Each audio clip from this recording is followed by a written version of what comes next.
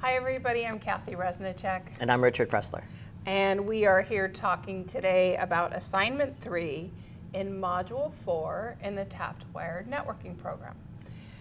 So Assignment 3 is talking about Layer 2, I remember those, security features. So we've looked at things with Layer 2 in different components or different modules in this course. So specifically in this module, we're going to be looking at Layer 2 security protocol, or features, sorry, security features.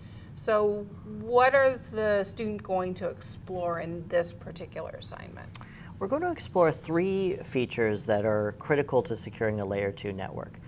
The first one we're going to talk about is port security, which is a term, I think Cisco uses that term more than anyone else, but basically what it really boils down to, and most manufacturers have this, is the ability to set up a port in a way where really all you can plug into it is a workstation. Okay? So it'll learn the MAC address of whatever's plugged into it, and it will lock that MAC address to that port in some way so that when you go and you unplug it and plug something else in, it doesn't work. And the reason you would want to do that is that way you wouldn't have people in your network disconnecting the equipment you connected and plugging something else in and automatically being gaining access to a particular VLAN. Also, it helps you cut down the number of, say, rogue access points, because a rogue access point is going to appear as multiple MAC addresses. So the switch, when the access point comes plugged in, it'll say, oh, you're only allowed to have, say, 2 MAC addresses. As soon as it sees a third one, it shuts the port down, or it blocks traffic from that MAC address. So by doing that, you can remove the ability for, say, teachers to just bring equipment from home and plug it in. You remove the ability for... Teachers would never do that. What are you talking I have some stories about? for you. Yeah, it removes the ability for someone to plug a switch in that you didn't approve, you know, that doesn't belong on the network.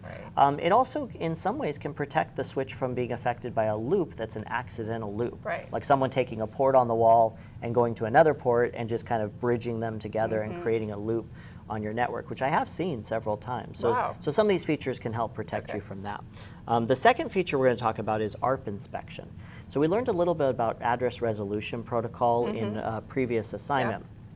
And essentially, since address resolution protocol is responsible for figuring out what the layer 2 MAC address is based upon the layer 3 IP address, an attacker could respond to that request with the wrong MAC address.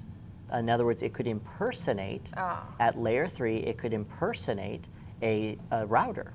And by impersonating the router, then all traffic from the workstations flows through the attacker.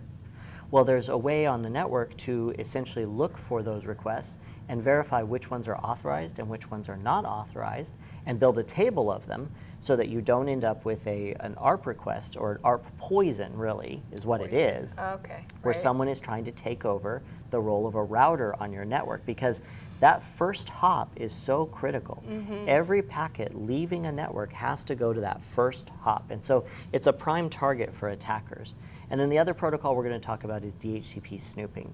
And this protocol essentially exists on switches. It's not really a layer 2 protocol, but because it exists on switches, I put it in this umbrella, which is generally layer 2. But what it's doing is it's looking for DHCP requests and determining if the responses are coming from an authorized DHCP server. And so what this saves you from is it saves you from someone plugging in a rogue DHCP server and handing out the wrong addresses. Or an attacker could plug in a DHCP server to your network and intentionally hand out not only the certain addresses, but also themselves as the gateway. And then they would see all of the packets coming from the workstations. So you can set up switches in a network so that they actually know where the DHCP server is, and they only trust the responses coming from that DHCP server. So we'll talk about all 3 methods and how you can use them to secure your own network at a low level. And that sounds like a really important piece.